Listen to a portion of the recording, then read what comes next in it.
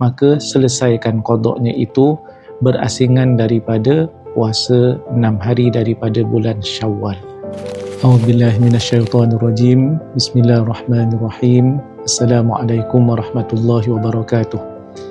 Dalam bulan Syawal yang mulia ini, kita disunatkan untuk berpuasa sebanyak 6 hari.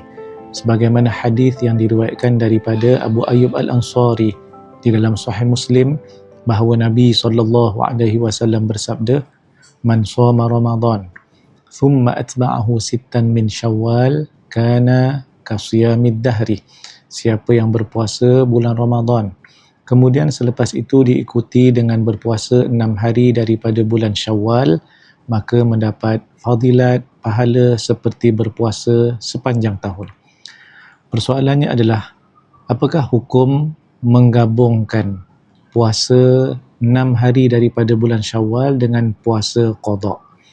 Dalam hal ini, para ulama dalam mazhab Syafi'i, antaranya sebagaimana yang disebut oleh Imam Ar-Ramli, bahawa boleh gabungkan niat kedua-duanya ini untuk sehari berpuasa itu dan akan mendapat fadilat dan pahala qada, dan juga iaitu 6 hari daripada bulan Syawal kerana dilakukan dalam bulan Syawal.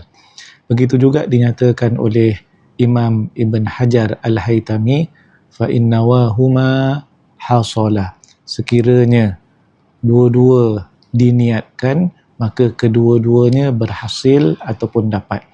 Ini ketika Imam Ibn Hajar menghuraikan apakah hukum sekiranya seseorang berniat puasa Arafah pada masa yang sama, ia berbetulan pada hari Isnin, diniatkan juga dengan puasa sunat Isnin, maka hasalah, kedua-duanya akan dapat ataupun diperolehi.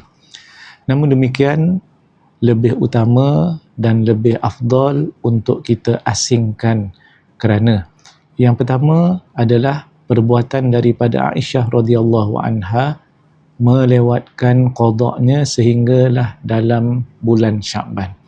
Yang kedua adalah kaedah yang menyebut bahawa apa-apa yang lebih banyak perbuatannya, maka lebih banyak fadilatnya. Satu hari puasa qada, kemudian satu hari lagi puasa sunat Syawal, maka ini lebih banyak perbuatannya, ia lebih afdal.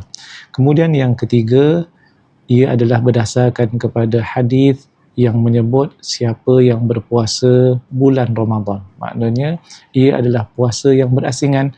Kalau sekiranya dia ada qada sehari atau 2 hari, maka selesaikan qadaknya itu berasingan daripada puasa 6 hari daripada bulan Syawal.